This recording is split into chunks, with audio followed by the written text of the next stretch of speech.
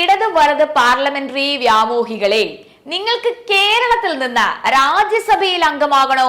ഉടൻ മതം മാറിക്കോ. എന്നാൽ ഉറപ്പാണ് നിങ്ങൾ രാജ്യസഭയിൽ MP ആകുമെന്നത്. വെറുതെ പറയുന്നതല്ലെന്ന്, ഇത് യാഥാർത്ഥ്യം തന്നെയാണ്. ഭാരതത്തിലെ പാർലമെന്ററി സംവിധാനത്തിലെ ഒരു പ്രധാന ഘടകമാണ് ഉപരിമണ്ഡലമായ നമ്മുടെ രാജ്യസഭ. ശ്രീധരൻ, അച്യുതമേനോൻ, MN ഗോവിന്ദൻ നായർ, തെന്നല ബാലകൃഷ്ണപിള്ള, MK കൃഷ്ണൻ തുടങ്ങിയ അതിപ്രശസ്ത മലയാളികൾ കേരളത്തിനെ പ്രതിനിധീകരിച്ച രാജ്യസഭയിൽ MP പദം അലങ്കരിച്ചിട്ടുണ്ട്. എന്നാൽ ഈ അടുത്ത കാലത്തൊക്കെയായിട്ട് നിയമസഭയിലെ പ്രാതിനിധ്യത്തിന്റെ ബലത്തിൽ നിരവധി ന്യൂനപക്ഷ വിഭാഗ നേതാക്കന്മാരാണ് രാജ്യസഭയിൽ MP പദം അലങ്കരിക്കുന്നത്. അതെ, ന്യൂനപക്ഷ തണലിലെ ഈ ഓസിന് MP ആയി ആയുഷ്കാലം സർക്കാർ ചെലവിൽ പുട്ടടിക്കാമെന്നും സാരം.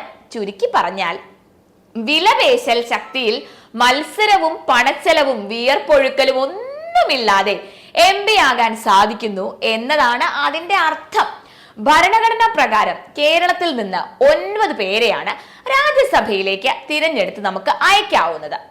സമീപകാലത്ത് നമ്മുടെ രാജ്യസഭയിലേക്ക് കേരളത്തിൽ നിന്ന് ഇടത് വലത് മുന്നണികൾ തിരഞ്ഞെടുത്ത് അയക്കുന്നവരിൽ മഹാഭൂരിപക്ഷവും മുസ്ലിം ക്രിസ്ത്യൻ വിഭാഗത്തിൽ നിന്നാണെന്നതാണ് നമ്മുടെ സത്യം. ഒഴിവ് വന്ന 3 രാജ്യസഭാ സീറ്റുകളിലേക്ക് LDF 2 മുസ്ലിങ്ങളെയും UDF 1 ക്രിസ്ത്യാനിയെയും നോമിനേറ്റ് ചെയ്തു കഴിഞ്ഞു.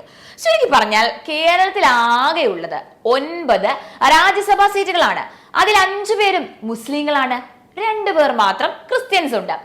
ജനസംഖ്യയുടെ പകുതിയിലേറെയുള്ള ഹിന്ദുക്കൾക്ക് 2 മുന്നണികളും കൂടി നൽകിയത് 2 സീറ്റ്. തിരഞ്ഞെടുപ്പിൽ മത്സരിക്കുന്നവരെ നിശ്ചയിക്കുമ്പോഴും ഇടതു മുന്നണികളുടെയും മുൻഗണന മതത്തിന് തന്നെയാണ്.